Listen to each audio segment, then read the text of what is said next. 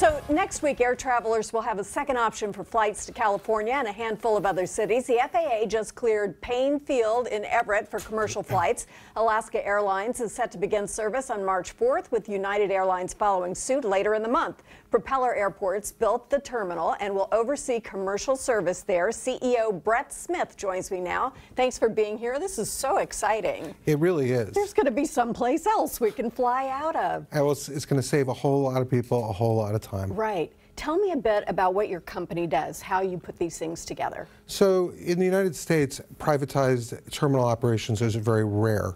But yet outside the U.S., most of the major airports that people fly through are actually privately owned and operated. So airports as big as Heathrow, Charles de Gaulle in Paris. I did not know that. Yeah, and so the whole thing started really with Margaret Thatcher, who's kind of like, an idol to me, because she said, why is the government using taxpayer funds to pay for something that the private sector can, and we can get the same benefit? And then we can redirect those funds elsewhere to schools and so forth. Very interesting. Tell me about what's included in this new airport, because airports have changed a lot in the last few years and are actually pretty fun places to hang out. Yeah, they are. I mean, my goal is to bring civility back into this space. Bless you. I, like everybody else, I assume, when you get to the airport, your stress level goes through the roof.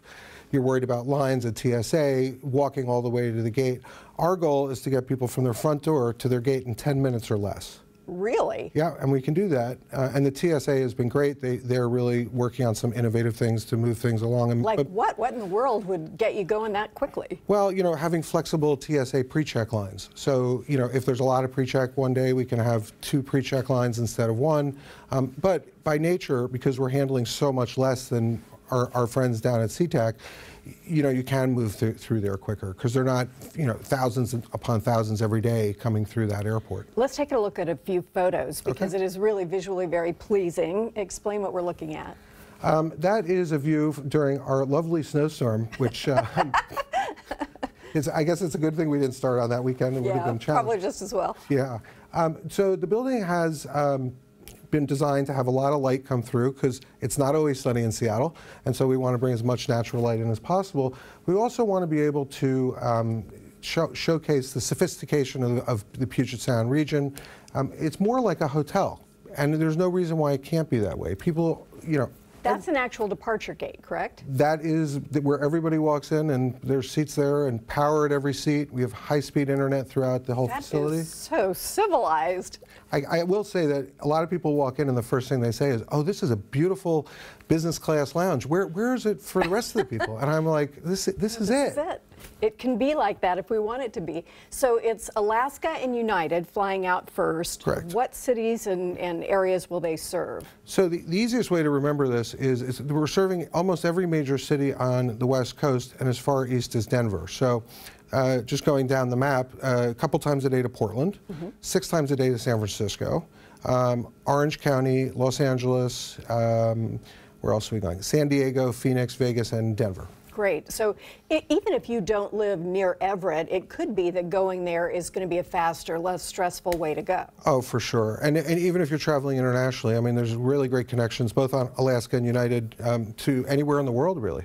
And so what else is available to us service-wise? You mentioned the high-speed internet connection, and I presume you have places where we can plug in and all of that, but what else is available? Yeah, actually, so real quick, every seat has power. So you don't have to run around looking for that is so awesome. I don't have to sit on the floor. And no, absolutely not. And all our bathrooms are private use bathrooms, so you get a couple minutes of privacy in there. We have valet parking. We're working on programs so that if people need, dry cleaning while they're away, it's in their trunk. You're blowing my mind.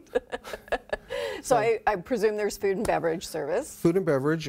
We have really made an effort, and we've done it, to make sure that all our, not only when we built the facility, but all our vendors inside are local. So we're really excited. Beechers is going to be the master concessionaire. They're running our bar and food programs and coffee programs. That means there'll be some really good mac and cheese. There'll be some excellent mac and cheese. Ready for you at the airport. Exactly. Pretty easy to get in and out of this airport. Can you explain why that is? Yeah, well, so you just drive, if you're coming from here, you'll just go north on I-5 and you'll get off at the Mukilteo Speedway, and from there it's about 2 miles.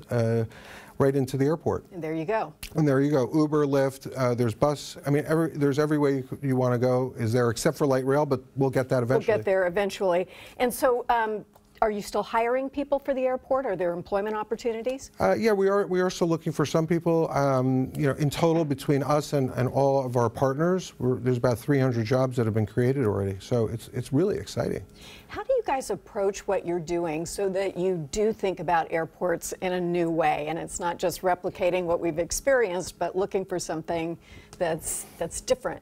So I've been working on privatization for a decade. And I'm surprised I'm not questioned at airports all over the world, because all I do around airports is take pictures of things I like. Should be taken into custody. Not yet, not yet. I always have my business card in case they want to know, but not that I don't know, that'll help. But it's a lot about, I used to travel a lot, I still travel a lot, and there are a lot of things I just don't like, and I think that we can do better. And there's no reason why we can't treat passengers like the customers that they are and not a number. I think that would help so much to just decrease the stress that people go through. And if you have anyone you can talk to about the size of the seats, we'd be just so excited about that. Thank you very much. My pleasure. Appreciate it. We look forward to this. Again, Alaska Airlines begins flying into and out of Paine Field on March 4th. United Airlines service gets underway on March 31st. We've linked much more about commercial airline service, Paine Field, over on New Day's homepage. And still ahead, our stylist Darcy Camden shows us her favorite winter must-have. She'll be here after this quick break.